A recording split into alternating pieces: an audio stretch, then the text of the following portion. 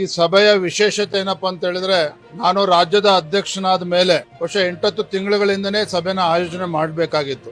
ಕೆಲಸದ ಒತ್ತಡ ಬೇರೆ ಬೇರೆ ಕಾರಣಕ್ಕೆ ಈ ಸಭೆ ಮಾಡೋದಕ್ಕೆ ಸಾಧ್ಯ ಆಗಿರಲಿಲ್ಲ. ಆದ್ರೆ ಇಂದಿನ ಸಭೆನಲ್ಲಿ ಪಕ್ಷವನ್ನ ಹೇಗೆ ಇನ್ನೂ ಬಲಪಡಿಸಬೇಕು, ಮುಂದಿನ ದಿನಗಳಲ್ಲಿ ಎಲ್ಲಾ ಸಮಾಜ ಎಲ್ಲ ವರ್ಗದ ಜನರನ್ನ ವಿಶ್ವಾಸಕ್ಕೆ ತೆಗೆದುಕೊಂಡು ಜಿಲ್ಲಾ ಪಂಚಾಯತಿ ತಾಲೂಕ್ ಪಂಚಾಯತಿ ಚುನಾವಣೆಗಳು, ನಮ್ಮ ಕಾರ್ಯಕರ್ತರ ಚುನಾವಣೆ ಹೇಗೆ ನಾವು ಚುನಾವಣೆನ ಎದುರಿಸಬೇಕು ಅಂತ, ರಾಜಕೀಯ ಪಕ್ಷ ಅಂದಮೇಲೆ ಸಣ್ಣ ಪುಟ್ಟ ವ್ಯತ್ಯಾಸಗಳು ಗೊಂದಲಗಳು ಇರ್ತದೆ.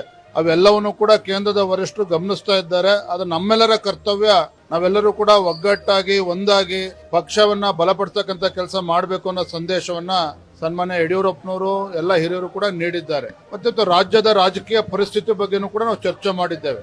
ಯಾವ ಗ್ಯಾರಂಟಿಗಳನ್ನ ನಂಬಿಕೊಂಡು ಇವತ್ತು ಕಾಂಗ್ರೆಸ್ ಸರ್ಕಾರ ಆಡಳಿತ ಪಕ್ಷ ಇವತ್ತು ಈ ರಾಜ್ಯವನ್ನ ಅಧೋಗತಿಗೆ ತೆಗೆದುಕೊಂಡು ಹೋಗ್ತಾ ಇದ್ದಾರೆ.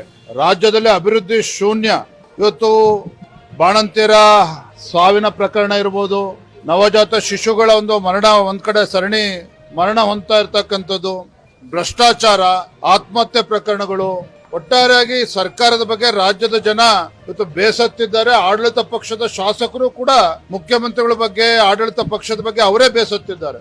ಹಾಗಾಗಿ ಎಲ್ಲವನ್ನೂ ಕೂಡ ಅರ್ಥ ಮಾಡ್ಕೊಂಡು ನಾವೆಲ್ಲರೂ ಕೂಡ ಒಗ್ಗಟ್ಟಾಗಿ ಹೋಗ್ಬೇಕು ಅನ್ನುವ ಸಂದೇಶವನ್ನ ಇವತ್ತಿನ ಸಭೆಯಲ್ಲಿ ಎಲ್ಲ ಹಿರಿಯರು ಕೂಡ ನೀಡಿದ್ದಾರೆ. ಇವತ್ತಿನ ಸಭೆ ಯಾವುದೇ ರೀತಿಯ ಬಲ ಪ್ರದರ್ಶನ ಆಗ್ಲಿ, ಯಾರನ್ನೋ ಪಕ್ಷದಿಂದ ಉಚ್ಚಾಟನೆ ಮಾಡಬೇಕು ಈ ವಿಚಾರ ಆಗ್ಲಿ, ಇದ್ಯಾವುದು ಕೂಡ ಈ ವಿಚಾರನ ಇಟ್ಕೊಂಡು ಸಭೆ ಸೇರಿರ್ತಕ್ಕಂಥದ್ದಲ್ಲ.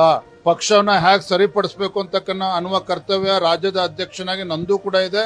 ಪಕ್ಷದ ಹಿರಿಯರು ವರಿಷ್ಠರು ಕೂಡ ಇದ್ರ ಬಗ್ಗೆ ನಮಗೆ ಮಾರ್ಗದರ್ಶನ ನೀಡುತ್ತಾರೆ. ಆದ್ರೆ ಇವತ್ತಿನ ಸಭೆ ಇವೆಲ್ಲವನ್ನು ಕೂಡ ಬದಿಗಿಟ್ಟು ಪಕ್ಷವನ್ನ ಬಲಪಡಿಸತಕ್ಕಂಥ ನಿಟ್ಟಿನಲ್ಲಿ ಎಲ್ಲರನ್ನು ಕೂಡ ಜೊತೆಲಿ ತೆಗೆದುಕೊಂಡು ಹೋಗ್ಬೇಕು, ಈ ನಿಟ್ಟಿನಲ್ಲಿ ಸಭೆಯನ್ನ ಮಾಡಿದ್ದೇವೆ.